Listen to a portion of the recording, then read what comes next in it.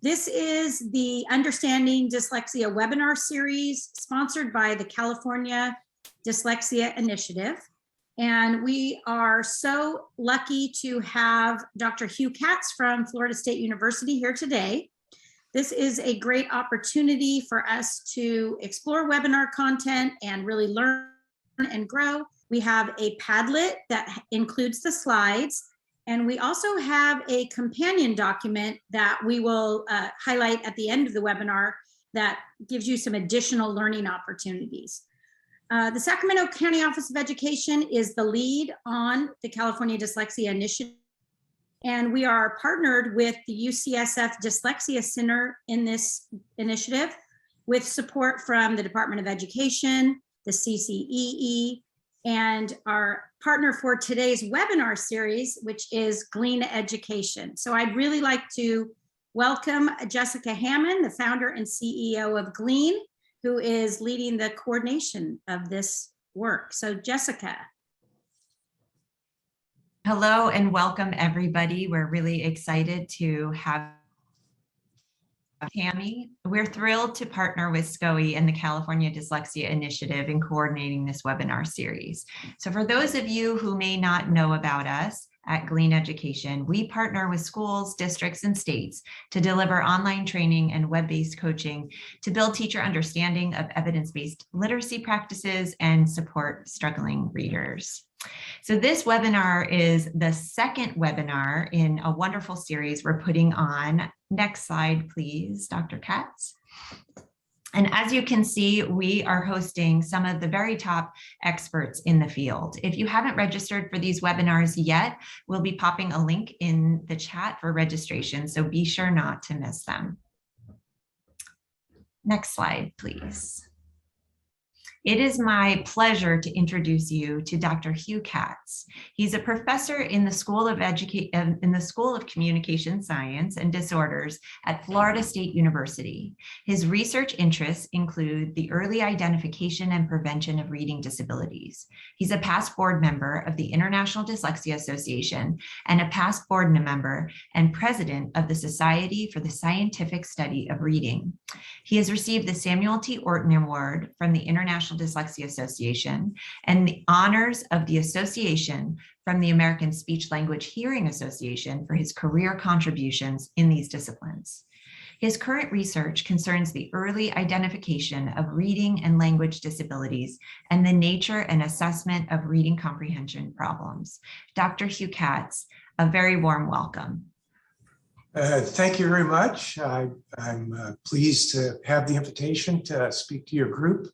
I'm sorry we can't do this in person. It's a bit odd. I'm sitting in my living room in Tallahassee, Florida, and it's almost night here. I know a lot of you in California, but I am glad to talk to you about one of my favorite topics, and that's dyslexia. I've been interested in dyslexia for most of my career. I've got a family history of dyslexia. I have a brother who's dyslexic. And when I was just beginning to learn to read, I had difficulties. Went to after school programs, struggled a bit. I remain a very poor speller, but never really had the significant difficulties that my brother had. And so I've spent my whole career studying different aspects of dyslexia, particularly language basis of dyslexia. It's a particularly exciting time now to be in the field of dyslexia because of all the attention that the topic is getting, mostly because of state legislation around the country. Grassroots organizations have lobbied for and got public laws in all but 2 states around the country to address dyslexia. Many have laws for the screening of dyslexia. You'll see that in the light blue colors there. California was one that was attempting last year to get public law for screening. I hope in the future that you're successful in doing so. And I'll talk a little bit about at the end about the work that I've been doing that may help push California forward in terms of screening for dyslexia. But as kind of excited as I am about the public law, I'm a little concerned because when you look at the documents that talk about dyslexia, most of the attention is directed at identifying dyslexia, diagnosing dyslexia, and intervening with dyslexia, and not much attention on the prevention of dyslexia. And my colleague and I talked about this in a recent paper that's in the Reading League Journal, which is a journal that some of you may be familiar with. It's a fairly new journal, goes to a lot of teachers and educators.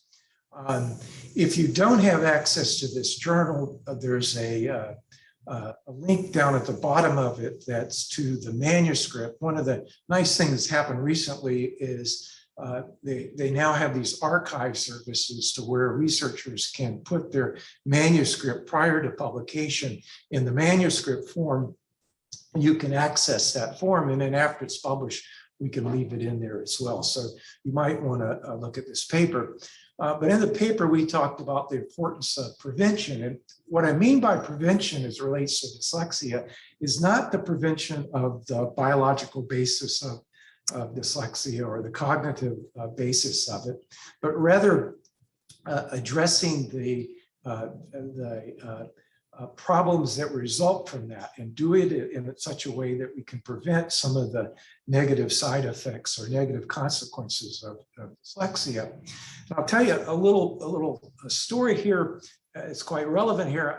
I was talking to one of my colleagues, been about 2 weeks ago, and she's got a family history of dyslexia, and she's been concerned about her 6-year-old who was just beginning first grade. And about 2 weeks into first grade, he was refusing to get ready for school. He said he hated school, he hated reading, and he hated her. And as you know, as parents, once kids get into hating, they hate everything. But he was experiencing trouble in reading. It was only after 2 weeks, and she had spent many years with him prior to that, reading and talking about reading and so forth. But for kids, this is their first real subject that they sorry about that, that they have to learn. And if you're not very good at it, you can develop anxiety about it pretty quickly.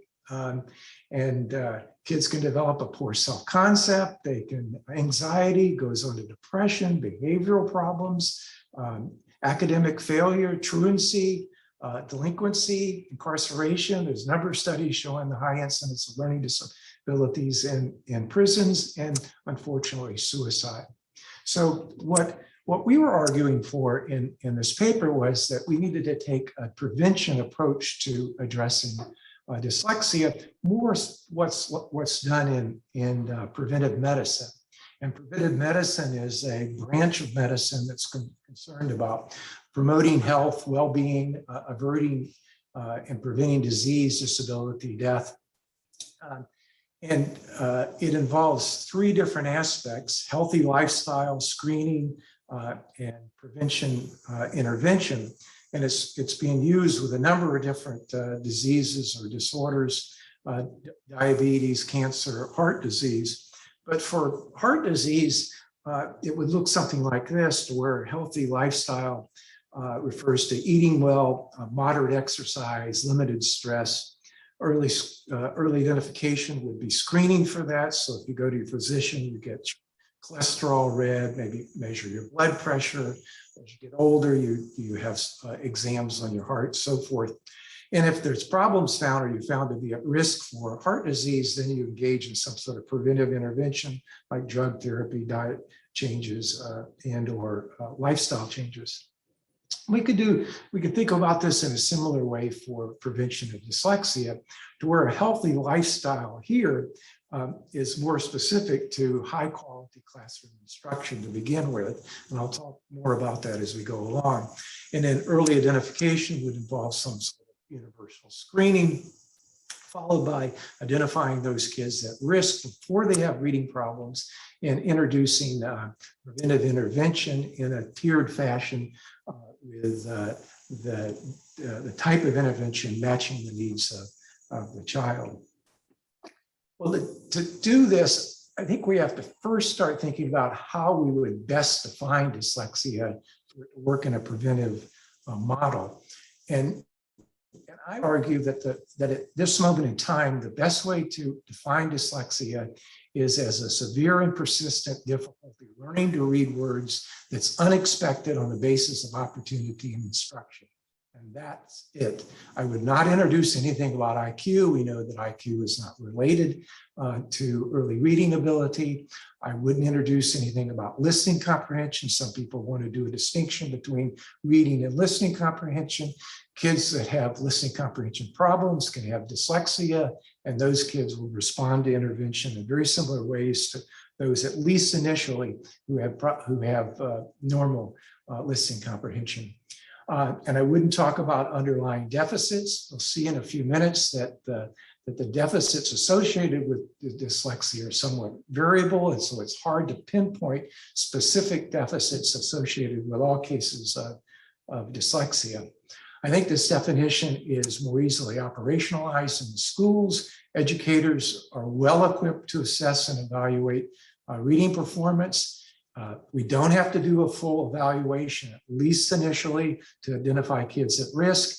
And it takes some of the mystery away from the term. It brings it into the educational world. And I think it works better in a prevention model than some of the other definitions of dyslexia. It does have its shortcomings. It does involve quantifying to a certain extent what we mean by unexpected.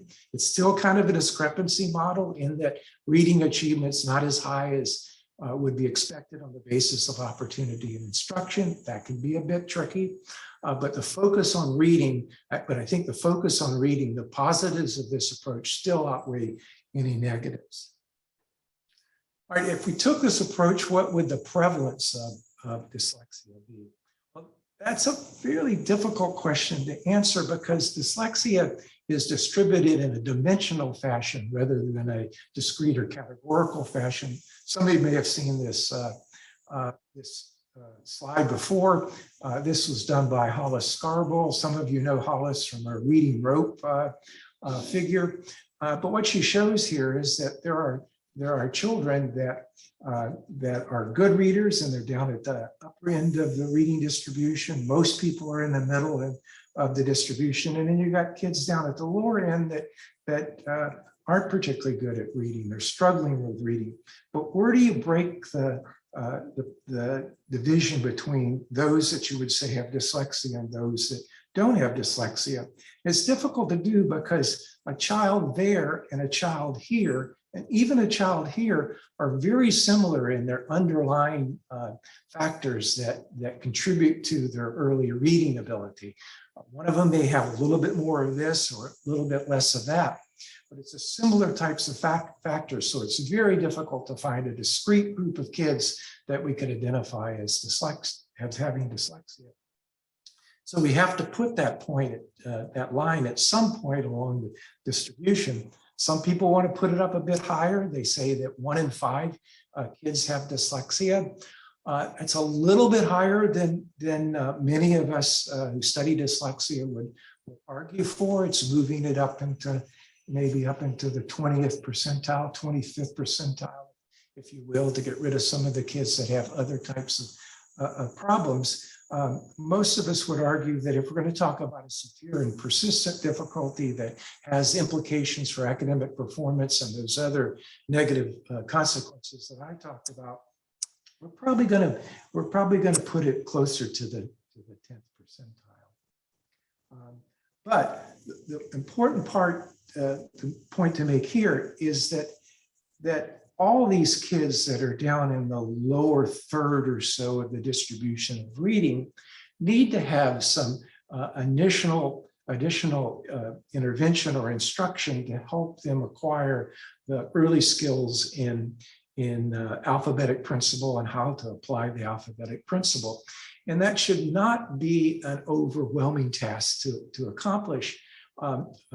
Understanding the alphabetic principle and how to apply that is a rather constrained skill. Now, granted, it's more difficult in English than it is in more transparent languages like Spanish or German, but it's still possible to teach. It's a fairly small set of rules and notions to be able to enable children to be able to decode words into language so that they can understand it. Right? Soon, however, language skills and knowledge of words begin to play a role in it, and kids that aren't reading as much may fall back down to distribution. But initially, we ought to be able to squash the distribution up, if you will, in terms of ability to decode words. Some kids won't be as fast at it as others, but we should be able to get children that are down there in the lower third up to the ability to read words with the appropriate level of instruction. So in identifying kids that we would want to move along, we need to identify reading problems as soon as possible. And that's not an easy task if we look specifically at reading problems, because it takes a while for kids to spread themselves out in their ability in reading. And we showed this a number of years ago. My colleagues, Yakov Petcher and Chris Schatzsnyder and I had data available to us from the Florida archival system, in which we had 18,000 kids per grade who took the DIBELS in kindergarten through second grade. And what we did was look at the distribution of scores for those children, how normal those distributions were, and the impact of those distributions on predicting later reading performance. So we were trying to use reading scores to predict SAT-10 scores at the end of third grade. And here's one of the figures from that study, where I'll direct your attention down here to the bottom to the oral reading fluency.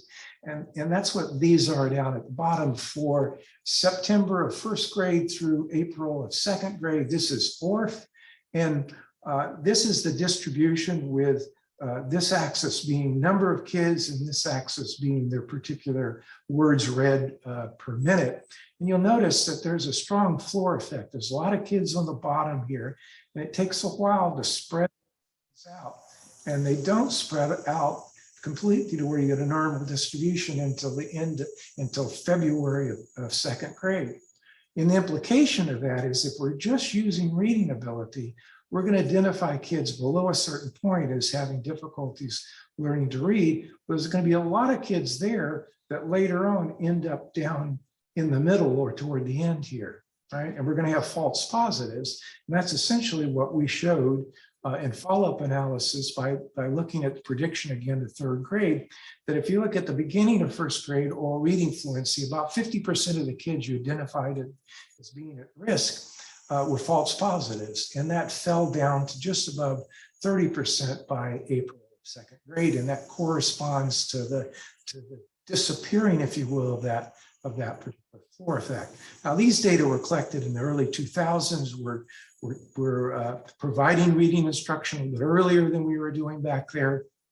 And we can move that distribution along with high quality instruction. And I said that was kind of the healthy lifestyle, if you will, preventive model of dyslexia, is that if we want to spread kids out early on and find out which ones are going to have more difficulty in doing this, high quality instruction from the beginning can help do that. It's especially necessary for children from disadvantaged homes or children from homes that haven't had much literacy experience, that high quality instruction early on can help tell us which of those kids are going to be at risk.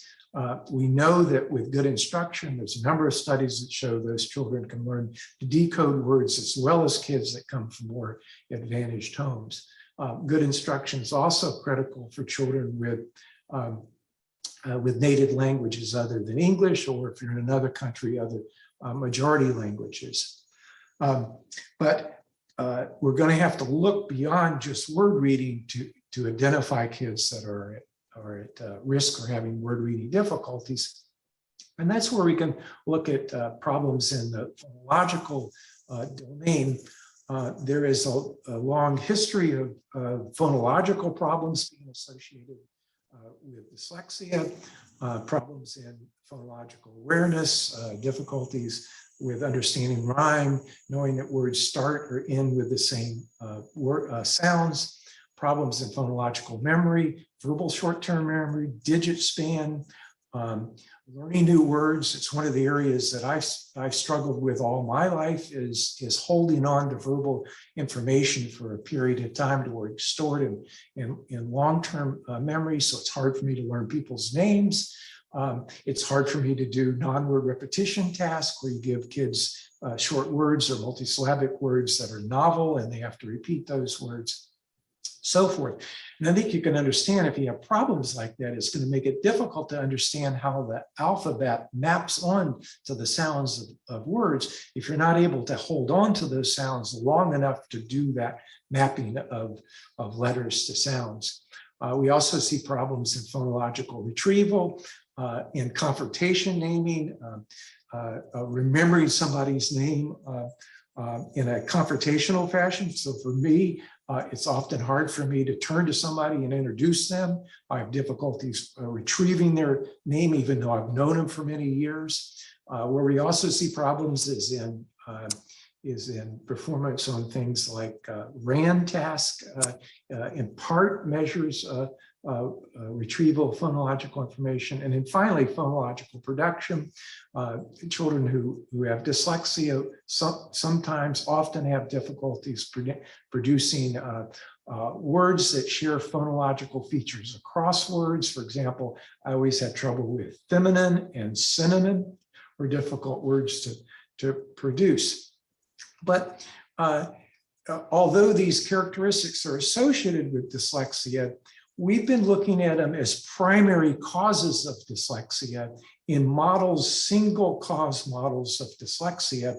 And we come to recognize that dyslexia, like other developmental disabilities, are not able to be explained by single causal models. A single deficit in phonology and single deficit, I mean deficits across that range of phonological difficulties, right? Can't account for the occurrence of dyslexia. Not all individuals with a phonological deficit develop dyslexia. I'm a case in point. My phonological difficulties are as extreme as my brother's, but I learned to read for other reasons that I'll talk about in a few minutes, but other factors go into it. Not all kids that end up with dyslexia have a significant phonological deficit back at the beginning of school. For example, Pennington and his colleagues did a study that showed that only about 50% of kids that had dyslexia in second grade could be identified as having a significant problem in phonological awareness in kindergarten. So we're not going to be able to use just tests of phonological awareness to identify kids that are at risk for dyslexia. Well, it's findings like this that have led myself and others to argue for multi-causal models of dyslexia. We argue that there's multiple factors that add and interact to cause dyslexia. Phonological processing deficits are a primary factor, right, that are there and influence the development of reading ability, but act in combinations with other factors, and in some cases, other factors, they're not there, and other factors lead to a likelihood of dyslexia. A multi-causal model works better to explain the interaction between the environment and genes. There's been a lot of evidence suggesting a genetic basis to dyslexia, but no single gene seems to account for much of the variance in reading ability. So it must be multiple genes and environmental factors working together. These types of models are probabilistic. That is, that it's that adding up or subtracting of these factors that leads to a higher probability of having reading problems. They don't determine you having a reading problem. And it's not just deficits, because children with the same level of deficits often have very divergent outcomes. This is where we talk about risk resilience. It's a framework that was introduced first in childhood psychopathology and well-being. Resilience is a positive adaptation to challenging or threatening circumstances brought on by risk. Mechanisms for this are promotive factors, which are factors that are good for all individuals, whether you're at risk or not. So I'll talk about it in a minute, but something like language ability. So the better you are at language, the better you're going to be at reading. Protective factors, on the other hand, are factors that only come into play when you're at risk for having a reading problem. They don't seem to have much of an impact if you're not at risk. We put that into a model that we refer to as a cumulative risk and resilience model for dyslexia. This is model is in an article that's in the journal Learning Disabilities. They put in the papers that have been accepted into an online format, so you can access these papers online prior to publication. But we've also got a manuscript that's archived, so you can go to that website or that link there and get the manuscript version of the paper. But what we point out in this model is that there's factors that increase the risk for dyslexia, and there's factors, on the other hand, that decrease the risk with this teeter-totter, if you will. These press down and reduce the risk for that these factors may initially cause. We talked a little bit about phonological deficits. They still remain primary in these cumulative models, but other factors like language impairments, right? That individual differences in language influence reading. I said across the board, but if you have problems in the development of language, it increases the likelihood that you're going to have difficulties in learning to read. There's a long history of research showing the relationship between language impairments and dyslexia. Samuel Orton, who was one of the first people in our field to look at kids with dyslexia, noticed that about half of the kids that he was seeing back in the 20s, he was observing that they had speech and language problems. We did a large study a number of years ago showing that in a group of kids with dyslexia, over half of those had problems across the range of language abilities. There's been some nice family studies showing that kids with a family risk for dyslexia, that there's a history of early language problems. Also studies that have followed kids who have early language problems and looked to see if they develop dyslexia. Late talkers, kids that are by 2 years of age, have less than 50 words or no two-word combinations, seem to be at a higher risk for having later reading problems. Especially children with developmental language impairment or developmental language disability. It used to be called a specific language impairment, but it's getting much more attention these days. This refers to a protracted difficulty in producing or understanding spoken language. Most of these kids were late talkers to begin with, but they have normal hearing and cognition. It occurs in about 10% of the population, but language is distributed in a dimensional model as well. So we could break that point at any particular point in the lower end of the distribution. But it's important to identify these kids because about half of them will go on to develop dyslexia. Most will have problems in reading comprehension. Some of them will have problems that are specific to comprehension, and we might refer to those as poor comprehenders. They have adequate or better decoding abilities, but have difficulties in comprehension. This is a hidden disorder in the sense that only about 30% of the kids that have a developmental language impairment, which starts early in life and can be identified, typically is not identified by kindergarten, right? So less than 30% of kids who enter kindergarten with a language impairment haven't been identified. And it's critical that we begin to think about identifying these kids, perhaps even more than kids with dyslexia, right? Because the outcomes of these kids of having a language impairment are even more pervasive in the sense that they can have problems both with word reading and reading comprehension. One of the people that's leading this work is a past student of mine,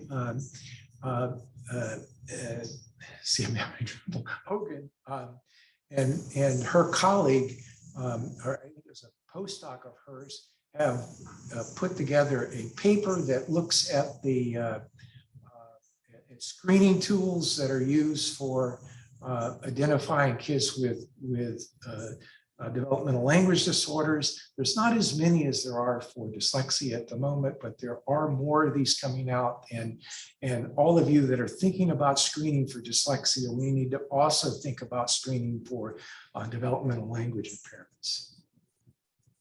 All right, on the other side, before I get to that,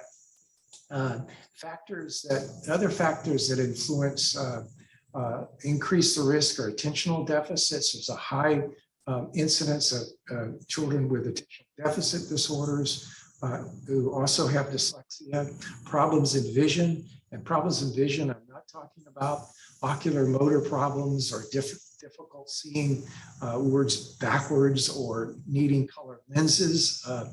We know that those don't occur anymore in kids with dyslexia. But it does look like there may be some problems in visual attention and in other aspects of vision that may increase the probability of having reading problems. Also, trauma or stress. Typically, we thought about dyslexia as being a biologically based phenomenon, but we've begun to look at how this interacts with the environment. And we're beginning to recognize that factors related to childhood trauma can interact and increase the likelihood of dyslexia. Childhood trauma is the result of adverse childhood experiences. These are experiences like physical, sexual, emotional abuse, sudden loss of a family member, natural disasters, so forth. These types of experiences can cause toxic stress and they have neurological consequences. But it looks like there's more than a single experience, in that studies have shown that 60% of adults have had one or more of these, or had at least one of these types of adverse childhood experiences. So it's likely that it's a cumulative effects of multiple experiences that lead to kids having problems in reading, also in combination with the other risk factors that I mentioned. There's also some interesting work that suggests that there's intergenerational transmission through epigenetics. That is, that parents who've had a heightened number of adverse childhood experiences quite possibly could have some impact on their genetics through epigenetics. It's not understand biologically how that could happen, but we do have some beginning evidence that it can happen through a behavioral mechanism. In the work that we've been doing, we found that parents who've had multiple adverse childhood experiences begin to interact with their children differently, are less involved in their daily lives and in their schoolwork. And that has an impact on their early language and literacy development, and that's irrespective of a socioeconomic status. All right, on the other side, we've got resilience factors. The primary resilient factor is instruction, right? Instruction can reduce the risk for having severe and persistent reading problems, not just good tier 1 instruction, but instruction in more explicit systematic instruction. We also have resilience characteristics like growth mindset. Growth mindset refers to the notion that some kids have the mindset that they're not particularly good at this task, but if they work at it, they can get better. Where other kids seem to have more of a fixed mindset, they're not good at that, right? Something they're just not going to be good at. Kids with growth mindset more often will have more grit. They'll try harder to learn to read. They'll be less frustrated by failure, have higher aspirations, more hopeful. Kids that are more hopeful set more goals for later outcomes and work more diligently to achieve those. Another resilient factor is teacher support. Teachers who understand dyslexia are more supportive, are more encouraging to their kids. teachers that are more mindful of the negative impacts, right? Teachers that don't embarrass kids by having them read out loud when they're struggling, right? It's a very difficult thing for young kids, and we would like to have the interaction between teachers and children that would be supportive and helpful, so that we don't begin to develop those negative consequences. Mitigate peer interactions. Kids that have problems get teased. Teachers that can help reduce that negative peer interaction. Parents as well. Parents that are supportive, that have some understanding of what dyslexia is and can help their children, encourage them, try to reduce the negative consequences associated with it, can also increase or decrease the likelihood of having severe and persistent reading problems. All right. Sorry if I'm doing this quickly. All right. So what would screeners look like to identify kids early on that are at risk for having dyslexia? Well, we would want to measure early literacy ability, all right? Early letter naming fluency, word reading fluency. Now, I said before that those measures are going to have high false positives if we're just looking at those, and we've shown that to a certain extent in our data. These distributions come from the May of kindergarten, and this is the Kaufman scores with number of kids and their score. This is pre-pandemic, but you can see by the end of kindergarten, they've been taught to read all during the year, that there's a lot of kids at the lower end of the distribution. This has a little bit of less of a floor effect, because this Kaufman test also starts out with a dozen or more letters. And so some of the kids that knew their letters could do a little bit better on it, but it has a floor effect, right?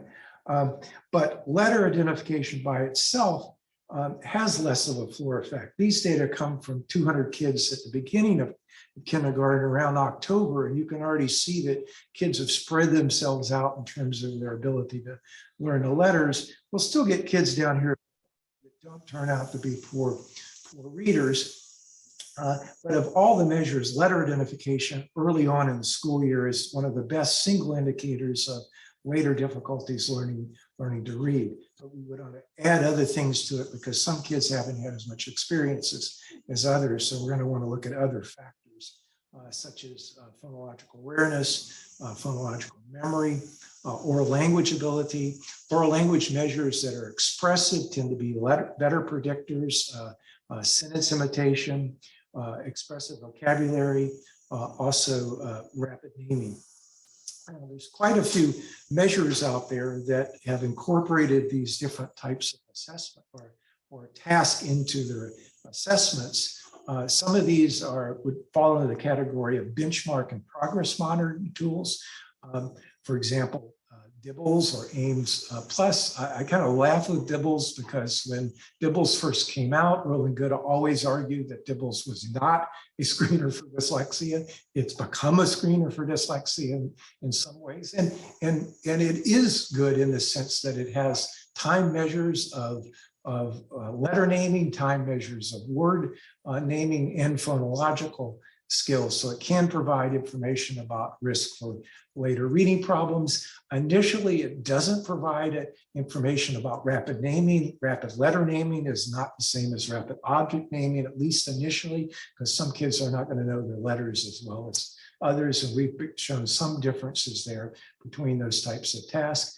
The other measures there are benchmark measures that measure progress in reading, and they've been used and are being used to identify kids at risk for dyslexia.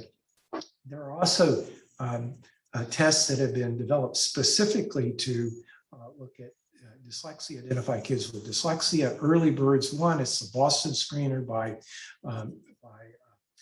Nadine Gabb. It's a nice short screener that works with pre-K and kindergarten. The Mississippi Dyslexia screener by Lexercise. The TPR is the Texas Primary Reading Inventory. I didn't, this emblem is for the whole test, but Jack Fletcher, I listened to some of his talk last week, didn't talk about this, but this is one of the measures that he and his colleagues have taken items from, and they use a short screen, about 5 minutes, to test for risk from this particular task. There's also the PAR that was developed a number of years ago by Frank Wood at Wake Forest. But most of those measures are still going to have fairly high false positive rates. If we set this sensitivity high enough so that we don't miss very many kids, we're still going to get fairly high false positive rates. So we're going to need to look at other factors.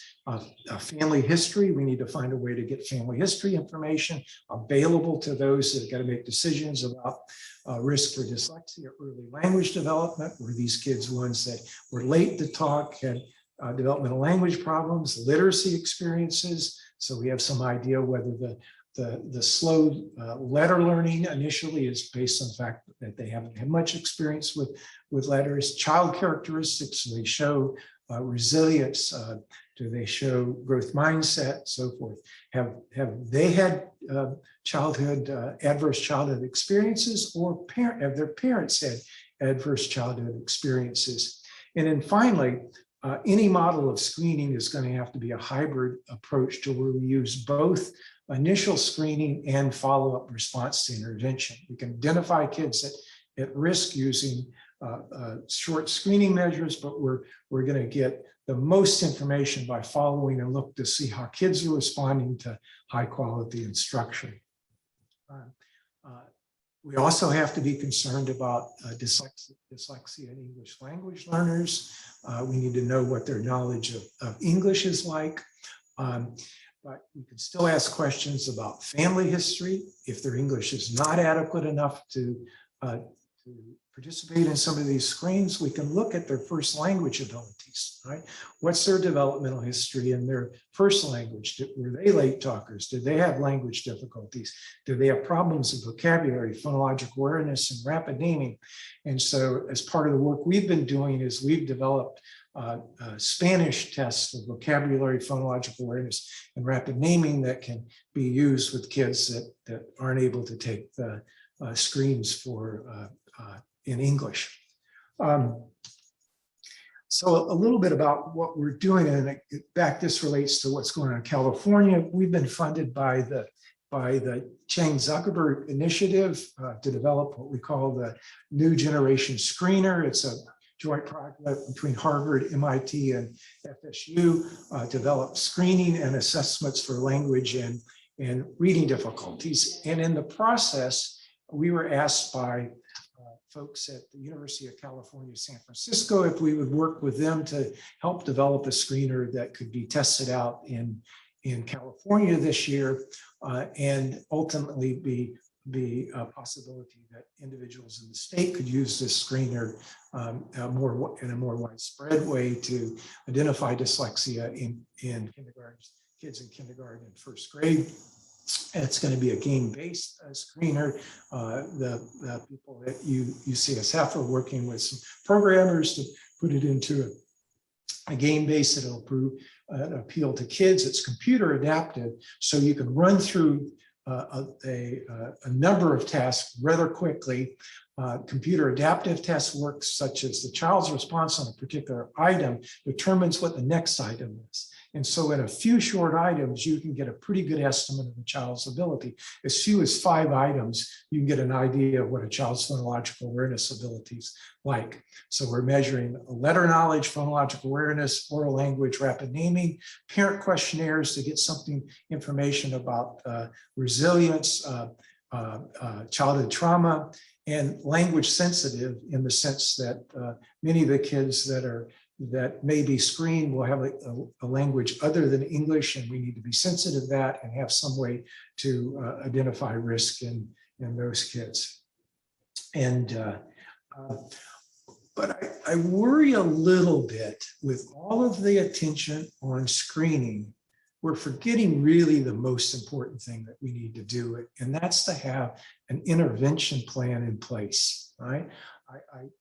People want to know what the best screen is, but I want to know what they're going to do when they identify a child at risk. We need to have a clear system in place with excellent basic reading instruction to begin with, that structured phonological alphabetic approach that teaches kids how to apply the alphabetic principle, and then tiers to provide more explicit, systematic, supportive intervention for kids that need certain levels of that. And there's a nice paper by Stephanie Alateba that's in the Perspectives on Language and Literacy, which is a publication of the International Dyslexia Association that runs through some of the things that you might want to think about in putting together such a program. She's also done some work to suggest that these programs need to be flexible in the sense that we don't need to think about going through these in a very stepwise fashion. She's shown that if we have a child that's at high risk, that we should put them in the most intensive intervention right from the beginning. Those kids do better than kids that are put into a less intensive intervention, and then when they fail that, into the more intensive intervention. They need to be dynamic. That is that kids will be in one intervention, they'll move back to the other to a less intensive intervention, but maybe in too much need to go back into the more intensive intervention, and we'll move back and forth in those interventions. And then lastly, given that we're talking about something that has a multi-causal basis to it, interventions may need to address multiple factors designed to address children's individual needs. So far, we haven't had a great deal of success with that. Most of this work has been an attempt to give cognitive batteries and come up with cognitive profiles and try to design individual interventions to help those children. And it turns out that standard treatment protocols have worked just as well as, if not better than, some of those cognitive profile interventions. But it doesn't mean that we don't forget it. We don't think about this, continue to explore this, that we don't think about working on trauma, attention. There's some work with kids with reading problems also trying to address attention. There's also some work beginning to help kids that have both reading and anxiety problems to alleviate some of the anxiety. And also other fields of child development are moving away from deficit-only intervention models to address positive factors, right? Factors, resilience factors. And I think one place to do that is in good teacher education to help teachers be more supportive in understanding dyslexia and help mitigate some of the problems associated with it, as well as parents. And that's it. Well, thank you, Dr. Catts, for that amazingly wonderful and informative presentation. Really appreciate it. If you could forward to the next slide, we are lucky to have about 10 minutes for questions, which we will use and while we have the time with you. Before we get to the questions, I wanted to introduce our participants and attendees to our webinar recording and companion document that we have created in partnership with SCOE. And this is a document that will allow you to discuss more of the content that we just delved into with Dr. Catts. It's a wonderful opportunity to explore further. It also includes a link to that article that Dr. Catts mentioned on slide 7 early on, Dyslexia, an ounce of prevention is better than a pound of diagnosis and treatment, which was generously offered to us for this webinar by the Reading League. And you can find the webinar companion documents and recordings at scoe.net/CA dyslexia, which will go in the chat as well. So if you can progress just to the next slide, we have our survey on it. This link will also go in the chat. Please click on it while we ask Dr. Catts some of the questions to follow up his webinar. So Dr. Catts, we got some wonderful questions. The first one I would like to ask is, there's a common misconception that persists that students with dyslexia see letters backwards, or see differently to begin with, that have vision issues. Can you talk a little bit about this and what teachers should know about letter reversals with regard to reading and writing? Yeah, it's unfortunate that letter reversal notion, I talk about it as a good meme. And a meme is something that transfers from one person to the next regardless of its truth. Right? And there's absolutely no truth to the problem, the fact that individuals with dyslexia have more problems with letter reversal, right? All kids have problems understanding orientation of letters to begin with, and they will make, in normal literacy development, you'll see kids switching letters around. Parents recognize that. Kids with dyslexia just have more trouble with learning to read, so they tend to do that a little bit longer. Right? They don't see things backwards. It would be a very strange problem to have, that you saw the world backwards in some particular fashion. They don't have problems with ocular motor movements, right? But they may have some problems with visual attention. And we're beginning to study that, how much they can see in a single glance, how they can move from one eye movement to the next based upon what they're seeing may be somewhat problematic. We don't understand it that well yet, but there is research suggests that may be there. The implications for intervention are just beginning to be studied. All right, but I don't want to rule it out. I want to leave that as a possibility. But as far as looking for those at this particular point, it's not a factor in dyslexia. In the color lenses notion, there's not much evidence that those have an impact on kids' reading ability, so forth. Another question we received in the chat was, does dyslexia only address the ability to decode, or does it also include encoding, spelling, and comprehension? Yeah. Believe me, it affects spelling.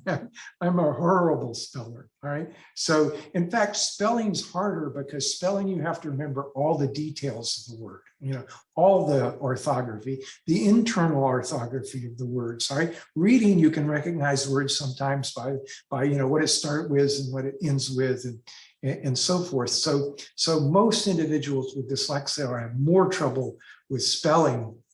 And even as adults will often have difficulties with spelling.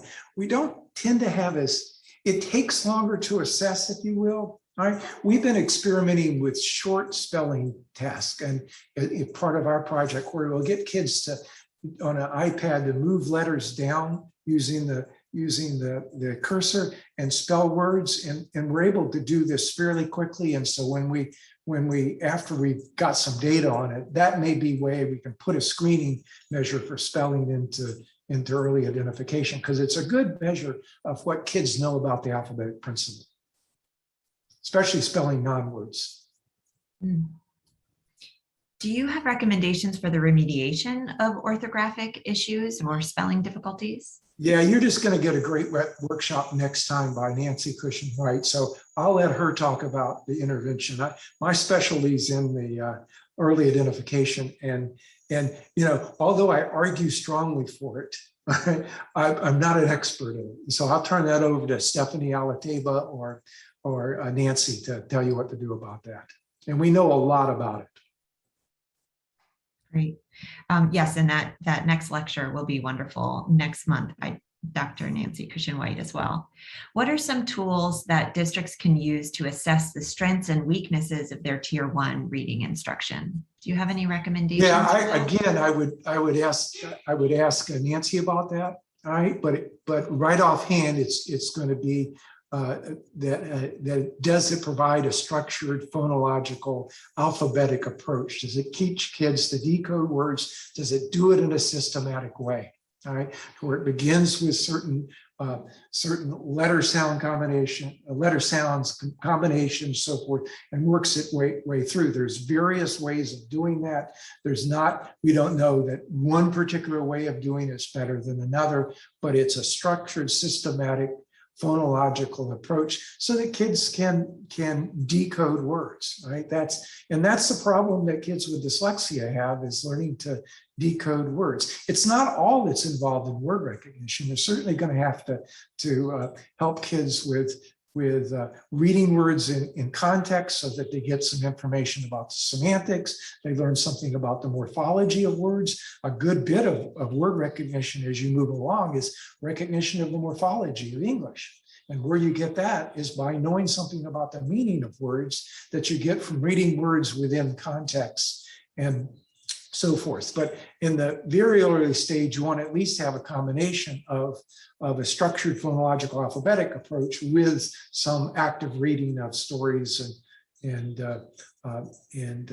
even informational text to show kids kind of what the purpose of reading is, right? That reading can be fun. You know, it's not just this decoding, but we moved too far away from.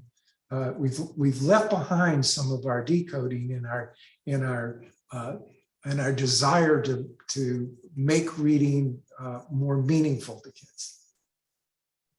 Well, it's a nice segue into our next question. Any suggested resources for students in 6th through 8th grade or even older grades with severe reading difficulties? Yeah, one thing you don't have to do is you don't have to do early identification. All right, you don't have to do screening for dyslexia past 1st grade, maybe. Right, the kids are going to show you by the end of 1st grade whether they have a severe and pervasive problem learning to read, at least by middle 2nd grade. I don't want you to wait that far. All right, but if you're just coming to look at kids in 2nd grade, they're already going to show you by the fact that they've spent 2.5 years, you go to the middle of 2nd grade learning to read and they're still struggling, right? By my definition, they have dyslexia, all right? Unless they haven't had opportunity, all right? Kids may have not been in school those times, may have had a health issue, they may have had really poor instruction, but you know, you typically don't find that. By end of 2nd grade, 3rd grade, we don't need screeners for dyslexia, right? We don't need it for 4th, 5th, 6th grade. The kids what we need to know is whether they can read words or not. So we want to make sure if we're giving comprehension measures, which typically is what we move toward in later grades, we're also measuring word reading abilities, because the majority of kids that have problems in reading comprehension in 5th, 6th grade also have problems in word reading, right? And we need to know that and know what difficulties they have so that we can remediate those problems. From my perspective, we should never let that happen, all right?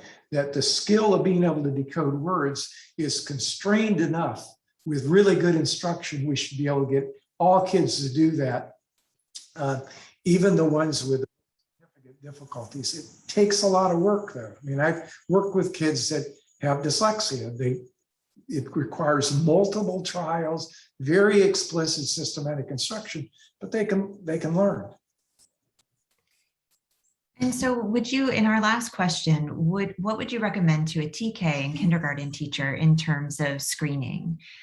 If we should know by 2nd grade what students are capable of, is TK too early to screen? And yeah, what transitional should they know kindergarten, right? Yeah, we don't use that. I mean, we did when I was in Kansas, but they don't use it in Florida. But yeah, I mean, there are things we can look at in before kindergarten. Most of the screeners are built for kindergarten because they're looking at letter identification and phonological awareness. It gets a little bit harder to measure phonological awareness in earlier than kindergarten. Rhyme awareness doesn't tend to be as a good predictor as things like a deletion task or more explicit ones.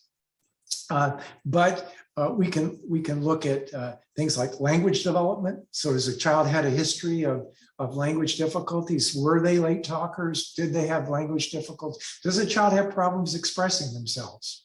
Right? Different from their peers. And so teachers can look at that child versus other kids, so whether that child has more difficulties with verbal expression. Now, if they've got English as a 2nd language, we want to know what their 1st language was like. Were they late talkers in their 1st language? What do they have a history of language problems? We've got to find a way in the intake to kids signing up for transitional kindergarten or for kindergarten, wherever, one of the questions on there, or maybe a series of questions on there, is there a family history of reading and spelling problems? Who had it? How many? What was the nature of it? So that we're not surprised. I mean, we get these cases in which brothers or sisters will go through, and one of them will be in third grade with a history of severe reading problem, and they won't even be paying attention to the kindergartner that's starting that comes from that same family. Right? So we're going to want to know that. Well, thank you so much, Dr. Catts. I wish we had a whole nother hour with you, but we Yeah, don't. I wish I could talk to you in person. I mean, what you got to understand is how hard it is to look at your screen. I believe it.